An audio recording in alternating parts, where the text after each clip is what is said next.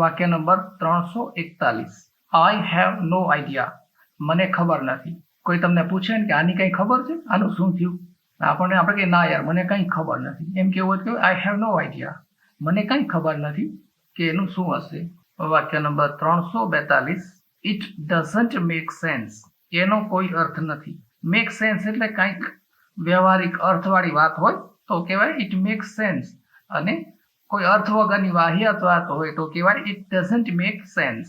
નમસ્કાર મિત્રો, અનમોલ ઇંગ્લિશ એપમાં લેવલ 1માં આપણે બેઝિક ઇંગ્લિશ શીખી રહ્યા છીએ, અને એમાં ચેપ્ટર 35માં આજે આપણે વાક્ય નંબર 341 થી 350 શીખવાના છે.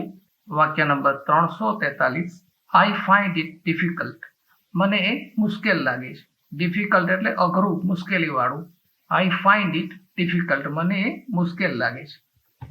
વાક્ય નંબર 344. આઈ એમ સ્કેર્ડ. સ્કેર્ડ એટલે ડરી ગયેલો, ભયભીત.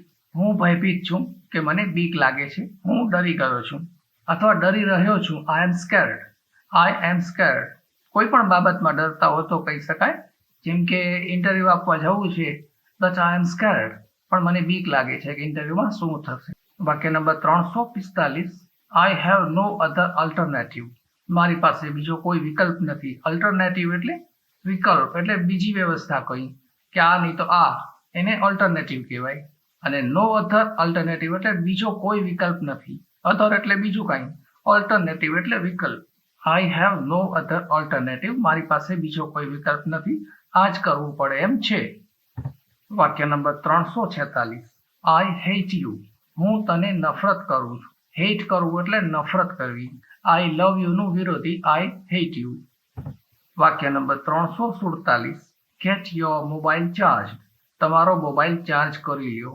અહીં ગેટ એટલે કરવું, મેળવવું કે કરવું, કરી લેવું. ગેટ યોર મોબાઈલ ચાર્જ, તમારો મોબાઈલ ચાર્જ કરી લ્યો. વાક્ય number 348. Keep your mobile charge. તમારો મોબાઈલ ચાર્જ કરેલો રાખો. ગેટ એટલે કરી લ્યો અને કીપ એટલે રાખો, કરીને રાખો. કીપ યોર મોબાઈલ ચાર્જ, તમારો મોબાઈલ ચાર્જ કરેલો રાખો. વાક્ય number 349. It took me 2 days to read this book. આ પુસ્તક વાંચતા મને 2 દિવસ લાગ્યા. વાક્ય નંબર 350.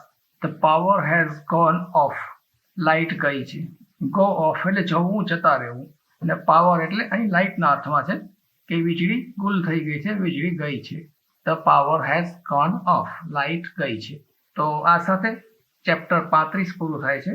અનમોલ ઇંગ્લિશ એપમાં ચેપ્ટર 35ની સાથે આપેલી લિસન, થિંક, સ્પીક મુજબની પ્રેક્ટિસ જરૂર પૂરી કરી લેજો. સાથે સાથે પ્રેક્ટિસ કરતા રહેશો તો થોડાક જ સમયમાં તમને ખરેખર સારું ઇંગ્લિશ બોલતા આવડી જશે.